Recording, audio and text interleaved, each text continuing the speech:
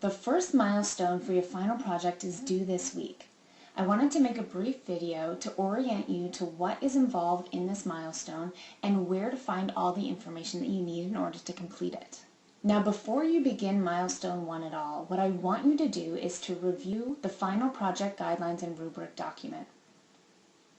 Go through that completely so that you have a good understanding of where we're going this term and what your final product is going to look like. This will help you have a clearer focus when you're doing your first 3 milestones. Once you've reviewed that first document, the final project guidelines and rubric, what I want you to do is to open up the scenarios and data set document. That document is linked through the final project guidelines and rubric document. I've also posted all the documents that you're going to need to complete Milestone 1 in our Project Tips and Questions forum under the post titled Milestone 1 Documents. Once you open the scenarios and data set document, you're going to see that there are 6 different scenarios that you have to choose from, and each of those 6 correspond to one of the 6 concentrations that there are for psychology majors at SNHU. Scroll through and take a quick look at all of them, and then find the one that corresponds to your concentration. Now, if you're a student who is just majoring in general psychology or isn't a psychology major necessarily, then you are welcome to pick whichever scenario most interests you, but you'll still need to have a good reason for choosing it. Now, once you've picked the scenario that you want, go ahead and open up our Milestone 1 worksheet, which can be found under the Module 2 content page. And when you open that up, you're going to see that there are 5 different requirements that you need to address for Milestone 1. The first requirement is for you to indicate which data set you chose and why you chose it. Now, of course, most of you will have chosen your scenario based on your concentration, and it's perfectly fine to say that. But I want you to dig just a little bit deeper in terms of thinking about why this scenario is going to be useful to you as you move forward in your career and in your degree. So, for example, don't just say that you chose scenario 3, which has to do with mental health, because your concentration is in mental health. That's pretty obvious, and it's okay to start that way, but add another sentence or 2 at least that go into what you see as being a benefit as you learn more about your concentration and as you move into the workforce and begin utilizing your degree after graduating. If you can address these components for the first part of Milestone 1, then you're going to do just fine. The second requirement for Milestone 1 is to describe the involved parties in the data set presented and the question that you can answer using the data. So there are 2 parts to this second requirement. Most of the scenarios, you will notice, involve people. So for the first part of requirement 2, you're going to be describing those people. Who are they and why were they chosen for this study? There's one scenario that has to do with social psychology that doesn't actually involve people. What it is doing is looking at specific days and the number of traffic accidents that occurred on those days. So instead of people and describing people, you're going to be describing the days that were used and why those days were important. Now, once you describe the who, the involved parties in your scenario, what I want you to do here, and it's not really clearly stated in the worksheet, but what I want you to do next is to briefly review the variables. So you've described the who, and now you're going to describe the what.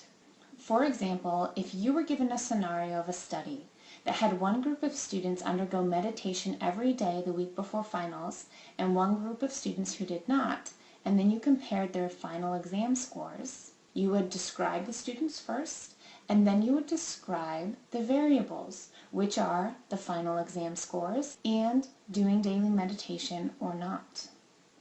So once you've outlined the who and the what, now there's going to be a really smooth transition to the second part of the second requirement for Milestone 1, which is to pose a question that you can answer using the data from your scenario. Using the example I just outlined, I could ask the question, does daily meditation help college students improve their final exam scores? So using the information from the scenario that you choose, you should be able to develop and clearly state a question that you can answer with that information. So that takes us through the first 2 requirements, and there are 3 left. The next thing you're going to be doing is looking over the American Psychological Association's Ethical Principles of Psychologists and Code of Conduct. I've provided a link for you to the actual APA Ethical Principles page, and I've also included a PDF in that Milestone One documents post under our Project Tips and Questions forum. So you have two different resources to use. You can use either one. There's very similar information on both. There's some wording that's different, but overall they're the same, so either one works perfectly. And the first thing I want you to do is just kind of go through it briefly so you have an understanding of what is included within it.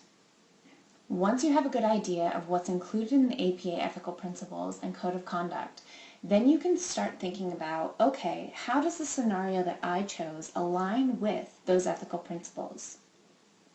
So the next thing that you're going to do for the fourth requirement is to think about ethical issues that might arise for you as you put together this statistical analysis. Now keep in mind for this part, because this is something that students often get a little confused. The data have already been collected. You are not going to be working with participants, so at this point in the project, what ethical issues might arise for you as you analyze and report these results? So avoid talking about ethical issues that might arise when you're working with participants, and instead focus on ethical issues that might arise for you as you analyze, interpret, and report these results. Now that you've identified an ethical issue that might arise as you analyze and report these findings, the final part of Milestone One is for you to describe at least one way to ensure that you don't violate the ethical principles and code of conduct when analyzing and reporting these results.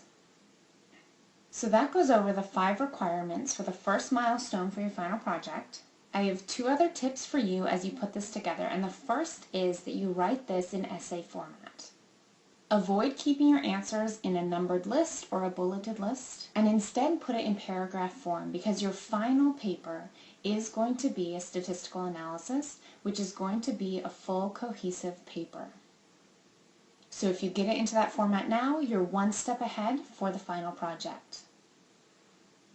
As you put together this first milestone, you should also be citing at least the APA ethical principles that you're going to be using to complete the last 3 requirements.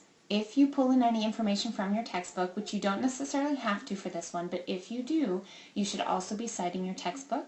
And if you go out and bring in information from peer-reviewed sources, you'll need to cite that as well. And that's not a requirement for this milestone, but if you decide to integrate a peer-reviewed source, for example, if you're talking about the importance of this study and how it relates to your future career, then make sure that you're using both in-text citations and including a complete reference page at the end of your first milestone. You should be using APA format, and remember that the Writing Center is available to you. So if you get this done a few days before the deadline, you'll be able to submit it to the Writing Center and get their feedback for little errors so that you can really perfect this and just be done with it and not have to worry about any of these sections for your final paper. You can just focus on the new sections at the end of the term. My hope is that this gives you a little bit of a better understanding of what Milestone One entails and what you're expected to do to earn a high mark on this assignment. Please don't hesitate to post any questions or concerns that you have in our Project Tips and Questions forum or by emailing me directly.